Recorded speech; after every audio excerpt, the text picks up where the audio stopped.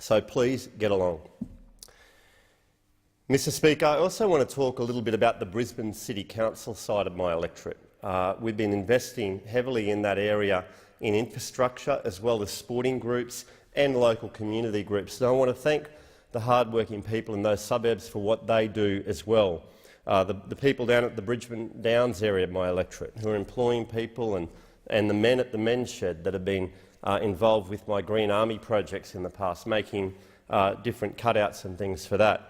But the government has been investing in sporting clubs in that area because we know that a healthy, active society is great for taxpayers because we have less to spend on the health budget, even though we're investing heavily more in that area each year as well.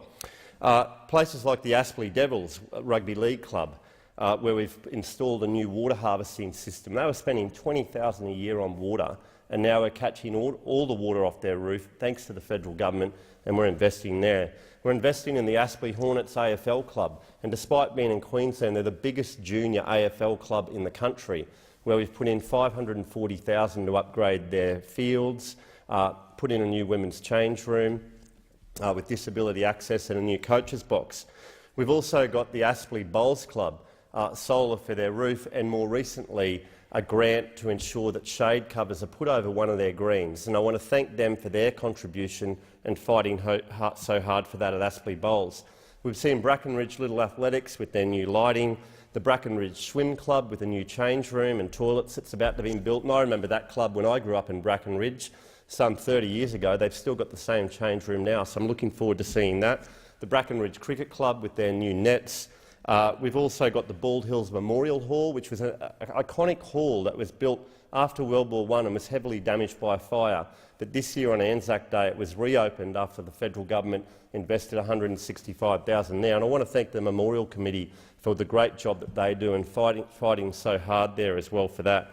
We've got investments in the Brackenridge Scout Hall and the Bald Hills Scout Hall with solar panels on their roof, cutting their power bill.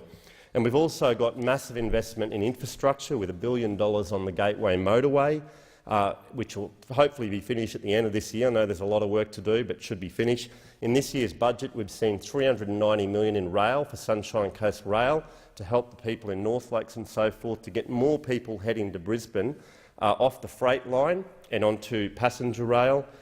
Telegraph Road has been completed, and BCC, Brisbane City Council, is doing a bit more work there. That was funded with federal government black spots. I'm also fighting for Linkfield Road because we know that the state Labor government is going to whack another 2,000 people into the Castledine urban village, and they're not spending anything on infrastructure. So I've written to the state Labor minister to say, make sure you upgrade Linkfield Road. We need Linkfield Road upgraded urgently. Don't go whacking 2,000 more people into Castledine and don't invest in infrastructure. So I'm calling on the state Labor government to do that and to fund the off-ramps at Griffin and Marumba Downs. We've just whacked $120 million in there, the member for Dixon and myself. We need another $30 million from the member for Marumba. That should be in the budget as well. Kindergartens aren't forgotten. I'm looking after kindergartens in the local area, and I want to thank all those kindergarten staff for the work that they do, reading, teaching those early kids before they go to preschool and then on to prep. So, Mr Deputy Speaker, I just wanted to touch and talk to the people in the Brisbane City Council. We haven't forgotten you. I, as your federal member for Petrie, am fighting for you every day, and we can only do this because of our jobs and growth mantra. We're actually delivering new jobs, which is delivering record investment in taxes and helping the taxpayer. Thank you.